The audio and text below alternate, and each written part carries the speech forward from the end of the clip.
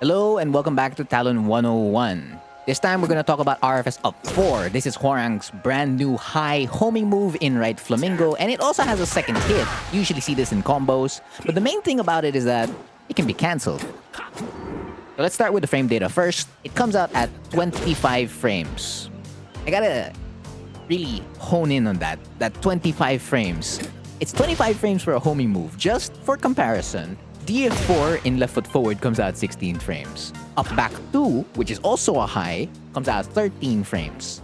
LFS F4 comes out at 17 frames. RFS forward 3 comes out at 20 frames. And the last homing move, RFF DF3, comes out at 22 frames. So it's right beside RFF DF3, but it's a high. And it's like, okay, so it's right beside RFF DF3, which is a heat engager. It's 3 frames away from it. It's a high. All right. Need other data. Right. It's +8 on hit. So that means a lot of its situations are very similar to like forward 2 on hit, wherein you can lock the opponent with RFF DF4. You can check them with DF2, F1 plus 2, go for your 50-50 on down 3-4, right plasma blade, JFSR, yada yada yada. The world is your oyster, ocean, whatever, right? So it's pretty much the same. You just minus it by 1 frame. And then if you do get this on block, it's -2. Which is again the same thing as forward 2. So like you can still backdash, you can power crush, you can down jab.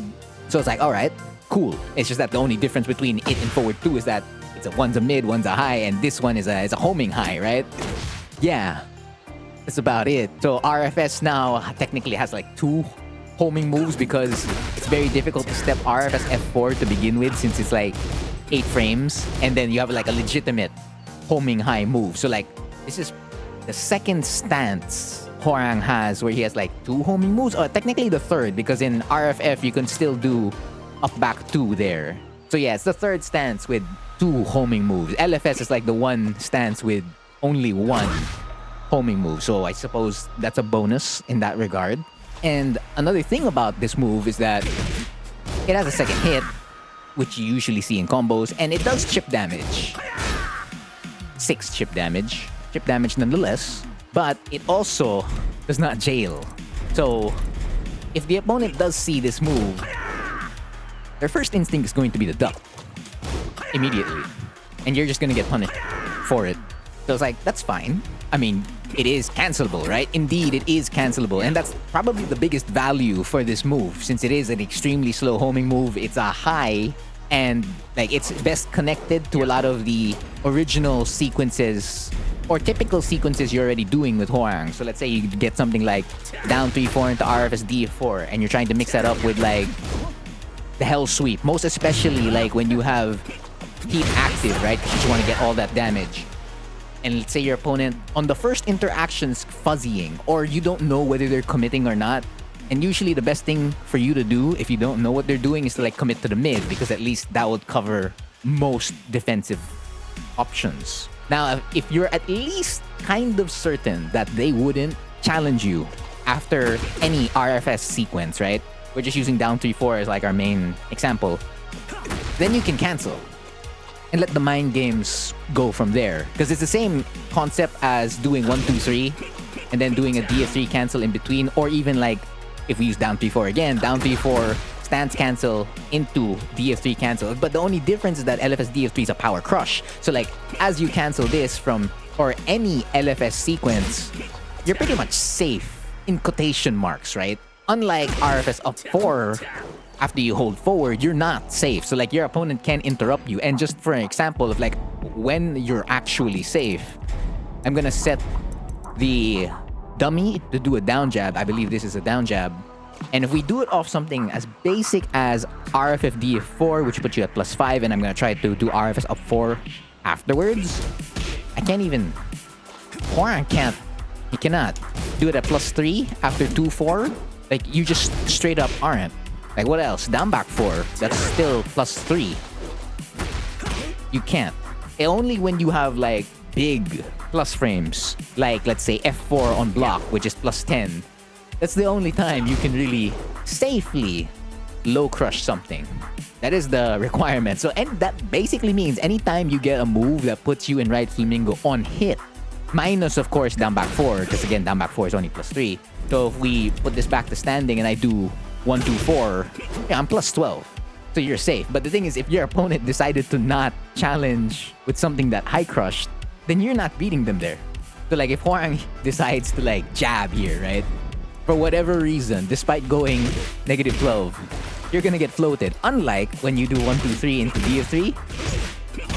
Oh no, there you go, I lost. But like, you're not floated. So the armor doesn't even get its chance to shine, but at least you're not in the air and they get a mini combo, right?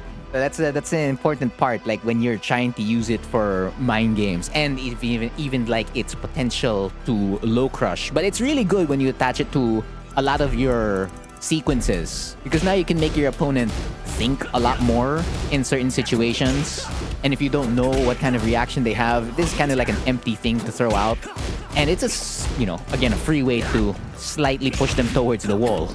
Just again, it comes with risks when you do the cancel, but look for one of the sequences you can rely on, most especially when there's a layer 1 or layer 2 mix-up that the opponent already has to think about. So let's say, different example, down back 4 into RFS F4 and like down back 4 into like Flying Eagle. Like if your opponent doesn't move as much in that situation, you may want to consider throwing out the cancel sometimes. Just see how it goes for you. But for me, I've seen a lot of dividends when using this cancel in my offense. Now, we did talk about the second hit, and you usually see it again with the B&B. Same sequence from Tekken 7, where you did RFS 3-4 into like RFS back 4, this time RFS up 4-4. And the key part here is not to mash. Don't mash when you throw out RFS up 4-4. Otherwise, your combo's probably it's gonna drop. So, because for whatever reason, the way this move is coded, it doesn't take lightly to mashing it. So like after the first hit happens on RFS up 4, just commit to another 4 right after that. Makes it really, really easy. And then you can throw that on top of like all the other times you convert with RFS up 4-4 or 4-4-4, because even the third and fourth hit of 4-4-4 changed because of it. Frame data is, again, the same on that, just that the animation and hit property, right, is different there. But yeah, that's everything I know about this brand new homing high. And no, yes, for the record, I still have not caught a single player with the high. I have had it get locked, but I have not got someone to like get hit. But the cancel, no, I've had a lot of success with this. It's been great. But that's everything I know about it. So yeah, that's been the lesson for this video. Again, I've been Frontier, and thank you for watching.